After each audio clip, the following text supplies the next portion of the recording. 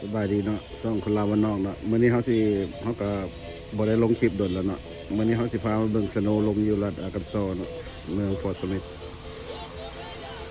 หลายๆห้างเพิ่นก็ปิดเบิดมื้อนี้มีแต่ห้านแม็กห้านเดียวนี่เพิ่นเปิดขายบาร์บีคิวเปิดเต้นเขตกลางเดินเลย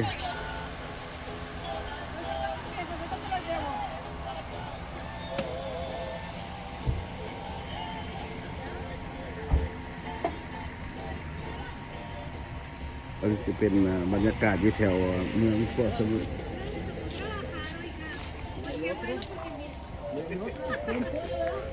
รถกระคาอยู่คันนั้นปามาเบิ่งเนาะ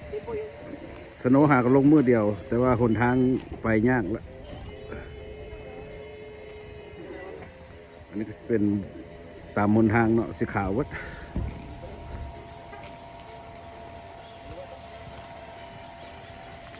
นี่ก็เป็นบาร์บีคิวห้านบาร์บีคิวคนแม็ก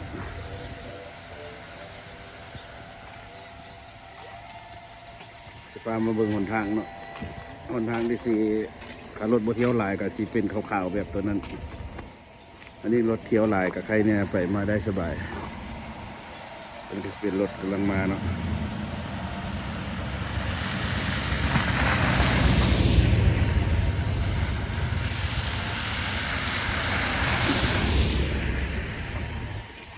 ห้านส่วนหลายกับเจ้าก็สิปิดเบิดมื้อนี้นะมีแต่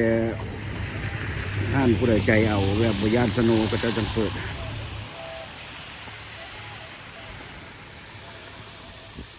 แล้วก็สิคนมาตลาดเนาะเพิ่นมาซื้อของกินคนแม่ผู้ใดบ่มีของอยู่ของกินก็เคี่ยวมาเตรียมซื้อไว้เด้อพอแมลงลงนี่แฮงสิไปบ่ได้บ่ฮู้ว่ารถคันนี้เป็นหยัง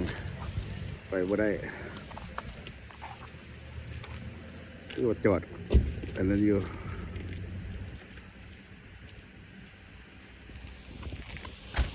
สิบาเบิ้งคนแม็กเนาะคนปิ้งบาร์บีคิว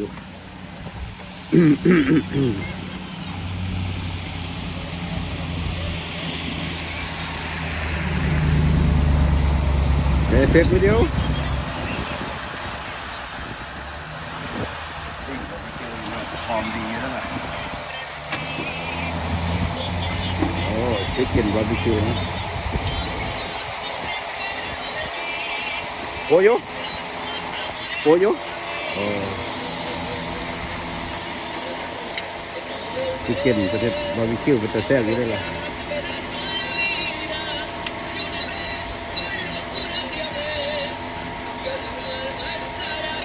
good look smell good you sell in there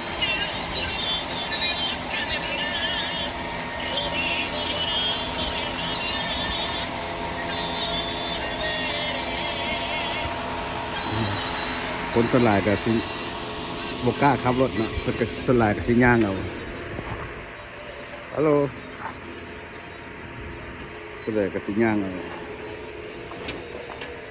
เพราะว่าบกล้าขับมันอันตรายมันสโนว์เบิ่งข่าวเนี่ยห้านนี่กับปิดเบิดห้านนายนี่นายกับปิด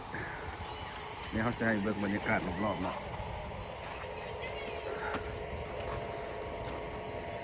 ปิดเบิดว่าสิมาตัดผมห้านตัดผมกับปิด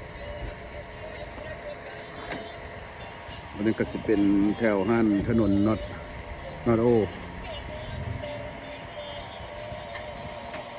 นอตโอแต่ว่าสลายห้านคนลาวคนอย่างปิดเบิดคนเวียดมีแต่แม็กกับเจ้าใจเอาเลยเขาก็ออกตลาดอีก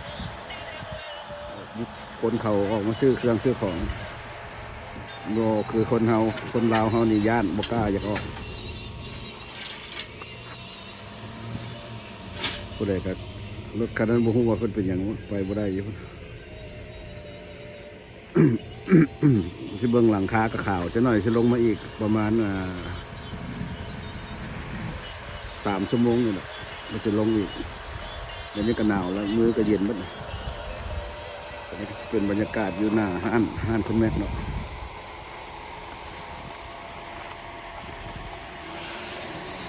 รถก็จนกิน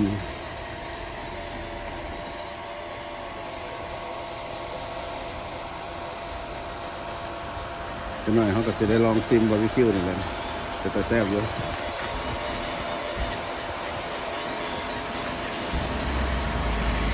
รถไปกับรถขี่ไว้ไม่ได้แล้วได้ขี่ซ่า